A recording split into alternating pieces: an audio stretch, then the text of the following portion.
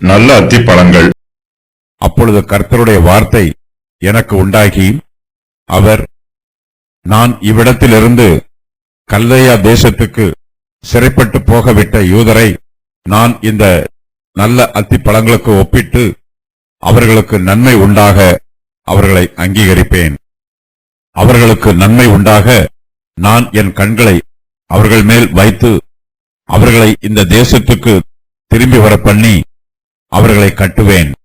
அவர்களை இடிக்க மாட்டேன். அவர்களை நாட்டுவேன். அவர்களை பிடுங்க மாட்டேன். நான் கர்த்தர் என்று அறியும் இருதயத்தை அவர்களுக்கு கொடுப்பேன். அவர்கள் என் ஜனமாயிருப்பார்கள். நான் அவர்கள் தேவனாயிருப்பேன்.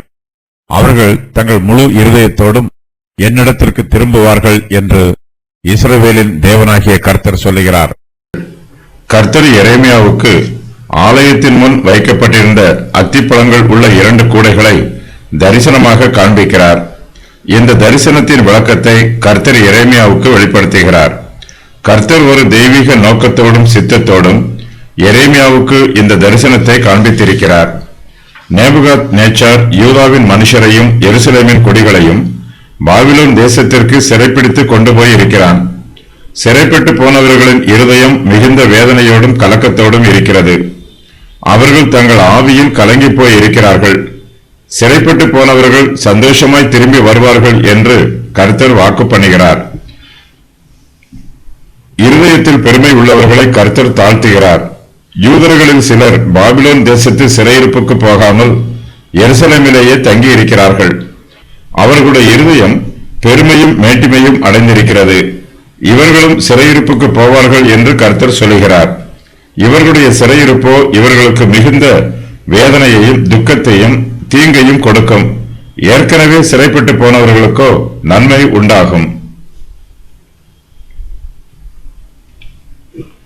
நல்ல அத்திப்பழங்கள் முதல் கந்தாயத்து அத்திப்பழங்களுக்கு சமானமாய் இருக்கிறது. பாபிலோன் தேசத்திற்கு ஏற்கனவே சிறைப்பட்டு போனவர்கள் முதல் கந்தாயத்து அத்திப்பழங்களுக்கு ஒப்பாயிருக்கிறார்கள். அத்திமரத்தில் நன்றாக பழுத்த பழங்களை முதலாவது பறிப்பார்கள். இதுவே முதல் கந்தாயத்து அத்திப்பழங்கள். இந்த பழங்களைப் போலவே எருசலேமில் உள்ள பரிசுத்தவான்களும் நீதிமான்களும் பாபிலோன் தேசத்திற்கு முதலாவதாக சிறைப்பட்டு போகிறார்கள். கர்த்தருடைய பிள்ளைகள் அந்நிய தேசத்திற்கு சிறைப்பட்டு போனாலும் அங்கும் அவர்கள் கர்த்தரிடத்தில் பக்தி உள்ளவர்களாய் இருக்க வேண்டும். தேவனுடைய கிருபையையும் இரக்கத்தையும் பெற்றுக் கொள்வதற்கு அவர்கள் தங்களை ஆயத்தம் பண்ணி கொள்ள வேண்டும். அந்நிய தேசத்து சிறையிருப்பின் பாடுகளும் வேதனைகளும் கர்த்தருடைய பிள்ளைகளை பக்குவப்படுத்துகிறது. கர்த்தருடைய கிருபையையும் இரக்கத்தையும் பெற்றுக் கொள்வதற்கு சிறையிருப்பின் வேதனை அவர்களை தகுதிப்படுத்துகிறது. அந்நிய தேசத்து சிறையிருப்பில் தங்களுக்கு வேதனைகள் உண்டானாலும் அந்த வேதனைகளுக்கு மத்தியிலும் அவர்கள் கர்த்தருக்கு உண்மை உள்ளவர்களாய் இருக்கிறார்கள். கர்த்தரை கனம் பண்ணுகிறார்கள்.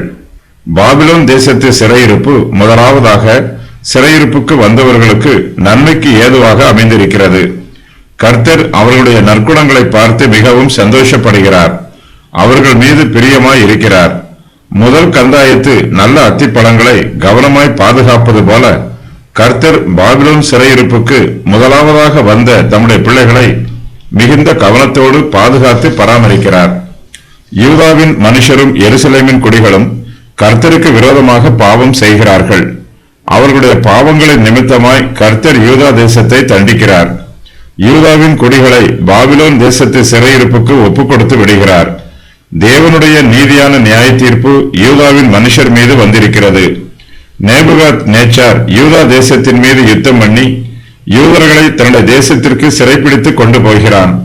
முதலாவதாக சிறைப்பிடித்து கொண்டு போகப்பட்டவர்கள் தீங்குகளையும் பாடுகளையும் வேதனைகளையும் முதலாவதாக அனுபவிக்கிறார்கள். நாம் ஆரம்ப காலத்திலேயே பாடுகளை அனுபவித்து பழகிவிட்டால் அது நம்முடைய பிற்காலத்துக்கு பிரயோஜனமுள்ளதா இருக்கும். சீக்கிரத்தில் பாடுகளை அனுபவிப்பது சீக்கிரத்தில் கர்த்தருடைய இரக்கத்தை பெற்றுக் கொள்வதற்கு உதவியாய் இருக்கும். பிள்ளைகளை அவர்களுடைய சிறு வயதிலேயே கண்டித்து தண்டித்து வளர்த்தால் அவர்களுடைய பிற்காலம் ஒழுக்கம் நிரம்பியதாய் இருக்கும். பாபிலோன் தேசத்திற்கு முதலாவதாக சிறைப்பட்டு போனவர்கள் தகப்பன் நேசிக்கிற குமாரரை போல இருக்கிறார்கள். சிறு வயதிலேயே தங்கள் தப்பிதங்களுக்கு கண்டித்து வளர்க்கப்பட்ட ஒழுக்கமுள்ள பிள்ளைகளாய் இருக்கிறார்கள். இவர்கள் நம்பிக்கை இருக்கும் போதே திருத்தப்பட்டவர்கள். பாபிலோன் தேசத்து சிறையிருப்புக்கு போகாமல் யூதா தேசத்திலேயே தங்கிவிட்ட யூதர்கள் பெற்றோரின் கவனிப்பு இல்லாத குழந்தைகளை போன்றவர்கள். இவர்கள் தங்களை தாங்களே பராமரித்துக் கொள்ள வேண்டும். இவர்கள் தப்பிதம் செய்யும் போது இவர்களை கண்டித்து திருத்துவதற்கு இவர்களுடைய பெற்றோரும் இல்லை. ஆகையினால் இவர்கள் தங்கள் இஷ்டம் போல வளர்கிற குழந்தைகளைப் போல வளருவார்கள். இவர்களை பிற்காலத்தில் திருத்துவது என்பது இயலாத காரியம். 5 வளையாதது 50 வளையாது என்பது போல கெட்டுப்போவார்கள். இவர்கள் தங்களுடைய இள வயதிலேயே திருந்தாமல் வளர்ந்து தங்களுடைய பிற்காலத்தில் துன்மார்க்கர்களாயும் கடின இருதயம் உள்ளவர்களாயும் தீங்கு செய்வார்கள். தன் இளம் பிராயத்தில் நுகத்தை சுமக்கிறது மனுஷனுக்கு நல்லது. அவரே அதை தன்மேல் வைத்தென்று அவன் தனித்திருந்து மௌனமாய் இருக்க கடவன். புலம்பல் 3:27-28. கர்த்தரே யூதாவின் மனுஷரையும் எருசலேமின் குடிகளையும் பாபிலோன் தேசத்து சிறையிருப்புக்கு அனுப்புகிறார். கர்த்தரும் தம்முடைய செய்கையை அங்கீகரிக்கிறார். நான் இவ்விடத்தில் இருந்து கல்தையர் தேசத்திற்கு சிறைப்பட்டு போகவிட்ட யூதர் என்று கர்த்தர் சொல்லுகிறார். பாபிலோன் தேசத்து சிறையிருப்பு யூதர்களுக்கு பொன்னை புடமிடும் இடம் போல இருக்கிறது. தம்முடைய ஜனத்தை புடமிடுவதற்காக கர்த்தர் யூதர்களை யூதா தேசத்து சிறையிருப்புக்கு ஒப்புக் கொடுக்கிறார். கர்த்தருடைய கரமே அவர்களை புடமிடுகிறது. கர்த்தர் தம்முடைய சித்தத்தின் பிரகாரம் யூதர்களை புடமிடுகிறார். கர்த்தருடைய சித்தத்தின் பிரகாரமே பரிசுத்தவான்களுக்கும் நீதிமான்களுக்கும் பாடுகளும் வேதனைகளும் உபத்திரவங்களும் வருகிறது. துன்மார்க்கருக்கு தண்டனை சிறைச்சாலையின் அதிகாரிகள் மூலமாய் வரும். இவர்கள் ஆளோட்டிகள் போலவும் சிறைச்சாலையில் தண்டனையை நிறைவேற்றுகிறவர்கள் போலவும் துன்மார்க்கரை கடினமாய் நடத்தி தண்டிப்பார்கள். நீதிமான்களுக்கோ கர்த்தருடைய கரத்தில் இருந்து தண்டனை வரும். ஒரு தகப்பன் தன்னுடைய பிள்ளையை அன்பாய் கண்டித்து திருத்துவது போல கர்த்தரும் தம்முடைய பிள்ளைகளை தம்முடைய அன்பினால் கண்டித்து திருத்துகிறார். பாபிலோன் தேசத்து சிறையிருப்புக்கு யூதா தேசத்தில் உள்ள பரிசுத்தவான்களும் உட்படுத்தப்படுகிறார்கள். அங்கே அவர்கள் அடிமைத்தனத்தின் வேதனைகளை அனுபவிக்கிறார்கள். அவர்களுக்கு அந்நிய தேசத்திலே துக்கங்களும் உபத்திரவங்களும் உண்டாயிற்று. யூதா தேசத்திலே அவர்களுக்கு இருந்த சொத்துக்களும் சம்பத்துக்களும் அழிந்து போயிற்று. அவர்கள் தங்கள் தேசத்தில் விடுதலையோடு இருந்தார்கள். இப்போதோ அவர்கள் பாபிலோன் தேசத்தில் அடிமைகளாக சிறைப்பட்டு கிடக்கிறார்கள். பாபிலோன் தேசத்தில் சிறைப்பட்டிருக்கிற கர்த்தருடைய பரிசுத்தவான்களின் இருதயங்கள் உடைந்து போய் இருக்கிறது. அவர்களுடைய ஆவிகள் சோர்ந்து போய் இருக்கிறது. கர்த்தருடைய பிரமாணங்கள் மூலமாயும் வாக்குத்தத்தங்கள் மூலமாயும் அவர்களுக்கு நன்மை கிடைக்கவில்லை. கர்த்தர் தங்களை மறந்துவிட்டாரோ என்றும் கர்த்தருடைய நன்மைகளும் ஆசீர்வாதங்களும் தங்களுக்கு ஏன் கிடைக்கவில்லை என்றும் கர்த்தர் தங்களை ஏன் பாதுகாக்கவில்லை என்றும் நினைத்து யூதர்கள் மனம் குழம்பி போய் இருக்கிறார்கள். அவர்களுடைய ஜீவியத்தில் சோதிக்கப்படுகிறார்கள். யூதாவின் மனுஷருக்கு பாபிலோன் தேசத்து சிறையிருப்பு அவர்களுடைய நன்மைக்கு ஏதுவாகவே அமைந்திருக்கிறது. கர்த்தர் யூதர்களின் நன்மையை திட்டமிட்டு அதை தம்முடைய சித்தத்தின் பிரகாரம் நிறைவேற்றுகிறார். யூதர்களுக்கு பாபிலோன் தேசத்து சிறையிருப்பின் மூலமாக பாடுகளும் உபத்திரவங்களும் உண்டாயிற்று. இதன் மூலமாக அவர்களுடைய பாவங்கள் உணர்த்தப்படுகிறது. அவர்கள் கர்த்தருடைய கரங்களில் தங்களை ஒப்புக் கொடுத்து கர்த்தருக்கு முன்பாக தங்களை வெகுவாய் தாழ்த்துகிறார்கள். சிறையிருப்பில் இருக்கிற யூதர்கள் உலக சிநேகத்தை விட்டு விலகி வருகிறார்கள். உலகத்தின் இச்சைகளை மறைக்கிறார்கள். ஜெபம் பண்ண கற்றுக்கொள்கிறார்கள். தங்களுடைய பாவங்களுக்கும் அக்கிரமங்களுக்கும் விலகி ஜீவிக்கிறார்கள். பாபிலோன் தேசத்து சிறையிருப்பில் இருக்கிற யூதர்கள் மிகுந்த துன்பங்களை அனுபவித்தாலும் கர்த்தரிடத்தில் பயபக்தியாய் இருக்கிறார்கள். யூதா தேசத்திலே இவர்கள் விட்டு வந்திருக்கிற இவர்களுடைய உற்றாரும் உறவினரும் இவர்கள் மீது அன்பாய் இல்லை. இவர்களை கைவிட்டு விட்டார்கள். சிறையிருப்பில் இருக்கிற யூதர்களை மனுஷர் கைவிட்டாலும் கர்த்தர் கைவிடாமல் ஏற்றுக்கொள்கிறார். அவர்களுக்கு நன்மை உண்டாக அவர்களை அங்கீகரிப்பேன் என்று கர்த்தர் சொல்லுகிறார். நான் இவ்விடத்தில் இருந்து கல்தையர் தேசத்துக்கு சிறைப்பட்டு போக விட்ட யூதரை நான் இந்த நல்ல அத்திப்பழங்களுக்கு ஒப்பிட்டு அவர்களுக்கு நன்மை உண்டாக அவர்களை அங்கீகரிப்பேன். அவர்களுக்கு நன்மை உண்டாக நான் என் கண்களை அவர்கள் மேல் வைத்து அவர்களை இந்த தேசத்துக்கு திரும்பி வர பண்ணி அவர்களை கட்டுவேன், அவர்களை இடிக்க மாட்டேன். அவர்களை நாட்டுவேன், அவர்களை பிடுங்க மாட்டேன் என்று கர்த்தர் சொல்லுகிறார். யூதர்களுக்கு நன்மை உண்டாகவே அவர்கள் சிறையிருப்புக்கு அனுப்பப்பட்டிருக்கிறார்கள். கர்த்தரே அவர்களை அனுப்பி இருக்கிறார். ஆகையினால் யூதர்கள் பாபிலோன் தேசத்தில் ஒன்றையும் இழந்து போக மாட்டார்கள். பொன்னை புடமிடுவதற்காக அதை குகையில் வைத்து உருக்குவது போல கர்த்தர் யூதர்களை சுத்தப்படுத்துவதற்காக பாபிலோன் தேசத்து சிறையிருப்பில் வைத்திருக்கிறார். புடமிடுகிறவர் பொன்னை உருக்கும் போது அவருடைய பார்வை முழுவதும் உருகி கொண்டிருக்கிற பொன் மீதே இருக்கும். பொன்னுக்கு சேதம் வந்துவிடாதவாறு அதை கவனமாய் உருக்குவார். கர்த்தருடைய கண்களும் சிறையிருப்பில் இருக்கிற யூதர்கள் மீது மிகுந்த கவனமாய் இருக்கிறது. அவர்களுக்கு நன்மை உண்டாக நான் என் கண்களை அவர்கள் மேல் வைப்பேன் என்று கர்த்தர் சொல்லுகிறார். கர்த்தருடைய கண்கள் யூதர்களை மிகுந்த கவனமாயும் கரிசனையாயும் நோக்கி பார்க்கும். அவர்களுக்கு ஒரு சேதமும் நாசமும் மோசமும் வந்துவிடாதவாறு கர்த்தருடைய கண்கள் அவர்கள் மேலேயே இருக்கும். பொன்னை புடமிடுகிறவர் பொன்னை உருக்கி முடித்த பின்பு அதை சூளையில் இருந்து வெளியே எடுப்பார். உருக்கிய பொன்னை தனக்கு விருப்பமான ஆபரணமாக செய்வார். பொன்னை உருக்குகிறவர் அதை சுத்தப்படுத்த வேண்டும் என்றும் தனக்கு சித்தமான ஆபரணமாய் அதை உருக்க வேண்டும் என்றும் நல்ல நோக்கத்தோடுதான் உருக்குகிறார். அதுபோலவே கர்த்தர் யூதர்களுக்கு நன்மை உண்டாக வேண்டும் என்பதற்காகவே அவர்களை பாபிலோன் தேசத்து சிறையிருப்புக்கு ஒப்புக் கொடுக்கிறார். அவர்கள் பாபிலோன் தேசத்து சிறையிருப்பில் உருக்கப்படுகிறார்கள், சுத்திகரிக்கப்படுகிறார்கள். கர்த்தர் அவர்களை சுத்திகரித்த பின்பு அவர்களை மறுபடியுமாய் அவர்களுடைய தேசத்திற்கு திரும்பி வர பண்ணுகிறார். யூதா தேசத்தார் அந்நிய தேசத்து சிறையிருப்பில் இருந்தபோது அவர்கள் மிகுந்த கட்டுப்பாடுகளையும் ஒழுக்க வரைமுறைகளையும் கடைபிடித்தார்கள். அங்கே அவர்கள் பலவிதமான பயிற்சிகளை மேற்கொண்டார்கள்.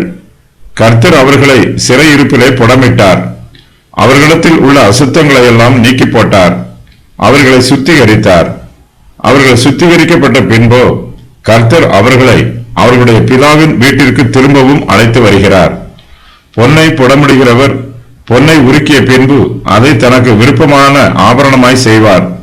அதுபோலவே கர்த்தரும் யூதர்களை பாபிலோன் தேசத்து சிறையிருப்பில் புடமிட்ட பின்பு அவர்களை மறுபடியும் அவர்களுடைய தேசத்திற்கு திரும்ப அழைத்து வந்து அங்கே அவர்களை தமக்கு பிரியமான பிரயோஜனமான பாத்திரமாய் உருவாக்குகிறார்.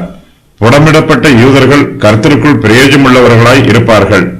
அவர்கள் கர்த்தருடைய மகிமையான பாத்திரங்களாயும் எந்த நற்கிரியையும் செய்வதற்கு தகுதி உள்ளவர்களாயும் இருப்பார்கள்.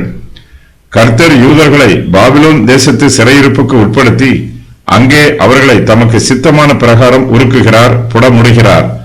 அவர்களுக்கு கடினமான பயிற்சிகளை கொடுக்கிறார். அவர்களை அவர்களுடைய தேசத்திற்கு திரும்பி வர பண்ணின பின்பு கர்த்தர் அவர்களை கட்டுகிறார். இஸ்ரவேலின் தேவனாகிய கர்த்தர் தம்முடைய ஜனமாகிய இஸ்ரவேல் மத்தியில் வாசம் பண்ணுகிறார். கர்த்தர் தம்முடைய ஜனங்களை இஸ்ரவேல் தேசத்தில் திரும்ப கட்டும்போது தாம் வாசம் பண்ணுவதற்கு ஏதுவான வாசஸ்தலமாக அவர்களை கட்டுகிறார். கர்த்தர் அவர்களை நாட்டுகிறார். அவர்களை தமக்கு பிரியமான திராட்சை தோட்டமாக உண்டு பண்ணுகிறார். கர்த்தர் தம்முடைய ஜனத்தை கொண்டு தமக்கு மாளிகையை கட்டுகிறார். யூதர்கள் சிறையிருப்புக்கு வருவதற்கு முன்பாக ஒழுங்கற்ற கற்களாக இருந்தார்கள். கர்த்தரோ அவர்களை சிறையிருப்புக்கு உட்படுத்தி அவர்களை செதுக்கி தம்முடைய திட்டத்தின் பிரகாரம் அவர்களுக்கு உருவத்தை கொடுத்து தம்முடைய மாளிகையை கட்டுவதற்கு ஏற்ற தகுதியான கற்களாக அவர்களை பயன்படுத்துகிறார். யூதர்கள் சிறையிருப்புக்கு உட்படுத்தப்படுவதற்கு முன்பாக கிளை தரிக்கப்படாத அலங்கோலமான மரங்களாய் இருந்தார்கள். கர்த்தரோ அவர்களுடைய சிறையிருப்பின் மூலமாய் அவர்களிடத்தில் காணப்பட்ட தேவையற்ற கிளைகளை தரித்து போடுகிறார். அந்த கிளைகளை மறுபடியும் நட்ட வைப்பதற்கு தகுதியுள்ள கிளைகளாக மாற்றுகிறார். கர்த்தருடைய பிள்ளைகளுக்கு தற்காலிக ஆசீர்வாதங்களும் தேவைப்படுகிறது, நித்திய ஆசீர்வாதங்களும் தேவைப்படுகிறது. தற்காலிக ஆசீர்வாதங்கள் எல்லாமே உலக பிரகாரமானவை. நித்திய ஆசீர்வாதங்கள் ஆவிக்குரியவை. கர்த்தர் அவர்களை தம்முடைய நித்திய ஆசீர்வாதங்களை பெற்றுக்கொள்வதற்கு தகுதி உள்ளவர்கள் ஆக்குகிறார். அவர்கள் மீது தம்முடைய ஆவிக்குரிய கிருபைகளையும் இரக்கங்களையும் வரங்களையும் அருள்மாரியாக பொழிகிறார். கர்த்தர் அவர்களை சுத்திகரிக்கிறார். யூதாவின் மனுஷரும் எருசலேமின் குடிகளும் தங்கள் சொந்த தேசத்தில் இருந்தபோது கர்த்தரை பற்றி அவருடைய பிரமாணங்கள் மூலமாயும் கற்பனைகள் மூலமாயும் கற்றுக்கொண்டார்கள். இப்போது அவர்கள் பாபிலோன் தேசத்து சிறையிருப்பில் இருக்கிறார்கள். இப்போது அவர்கள் கர்த்தரை பற்றி அவருடைய தெய்வீக பராமரிப்புகள் மூலமாய் கற்றுக்கொள்கிறார்கள். கர்த்தரை பற்றி எருசலேமில் கற்றுக்கொண்டதை விட பாபிலோன் தேசத்து சிறையிருப்பிலே அதிகமாய் கற்றுக்கொள்கிறார்கள். கர்த்தர் யூதர்களுக்கு கொடுப்பேன் என்று வாக்கு பண்ணுகிறார். நான் கர்த்தர் என்று அறியும் இருதயத்தை அவர்களுக்கு கொடுப்பேன் என்று கர்த்தர் சொல்லுகிறார். கர்த்தர் அவர்களுக்கு உலக பிரகாரமான ஞானத்தையோ புத்தியையோ அறிவையோ கொடுப்பதாக வாக்கு பண்ணவில்லை. உலக ஞானம் அற்ப பிரயோஜனம் உள்ளது. நம்முடைய சுய புத்தியினாலோ சுய ஞானத்தினாலோ கர்த்தரை அறிந்து கொள்ள முடியாது. கர்த்தரே நமக்கு தம்மை பற்றி வெளிப்படுத்த வேண்டும். கர்த்தர் நமக்கு தம்மை அறியும் இருதயத்தை கொடுக்க வேண்டும். கர்த்தரை அறியும் இருதயமே அவரை அறிய வேண்டிய பிரகாரமாக அறியும். யூதர்கள் தங்கள் முழு இருதயத்தோடும் என்னிடத்திற்கு திரும்புவார்கள் என்று கர்த்தர் சொல்கிறார். கர்த்தரே அவர்களை தம்மிடமாய் திருப்புகிறார். கர்த்தர் திருப்பும் போது அவர்கள் கர்த்தரிடமாய் திரும்புகிறார்கள். கர்த்தர் யூதாவின் மனுஷரோடு மறுபடியுமாய் உடன்படிக்கை பண்ணுகிறார். அவர்கள் என் ஜனமாய் இருப்பார்கள், நான் அவர்கள் தேவனாய் இருப்பேன் என்று கர்த்தர் சொல்லுகிறார். கர்த்தரை விட்டு பின்வாங்கி போனவர்கள் கர்த்தரிடத்தில் மறுபடியுமாய் திரும்பி வர வேண்டும். தம்மிடத்தில் வருகிறவர்கள் யாரையும் கர்த்தர் புறம்பே தள்ள மாட்டார். கர்த்தரிடத்தில் வருகிறவர்கள் முழு மனதோடும் முழு இருதயத்தோடும் திரும்பி வர வேண்டும். தம்மிடத்தில் பயபக்தியோடு வருகிறவர்களோடு கர்த்தர் உடன்படிக்கை பண்ணுகிறார். கர்த்தருடைய உடன்படிக்கையின் சிலாக்கியங்கள், ஆசீர்வாதங்கள், ஆறுதல்கள் எல்லாவற்றிற்கும் அவர்கள் சொந்தக்காரராய் இருப்பார்கள். யூதாவின் ஜனங்களும் எருசலேமின் குடிகளும் பாபிலோன் தேசத்து சிறையிருப்புக்கு போனதினால் அவர்களுக்கு நன்மை உண்டாயிற்று. கர்த்தர் யூதாவிற்கு வாக்கு பண்ணியுள்ள நற்காரியங்கள். அவர்களை அங்கீகரிப்பேன். என் கண்களை அவர்கள் மேல் வைப்பேன். அவர்களை இந்த தேசத்திற்கு திரும்பி வர பண்ணுவேன். அவர்களை கட்டுவேன். அவர்களை இடிக்க மாட்டேன். அவர்களை நாட்டுவேன். அவர்களை பிடுங்க மாட்டேன். நான் கர்த்தர் என்று அறியும் இருதயத்தை அவர்களுக்கு கொடுப்பேன். அவர்கள் என் ஜனமாய் இருப்பார்கள். அவர்கள் தங்கள் முழு இருதயத்தோடும் என்னிடத்திற்கு திரும்புவார்கள்.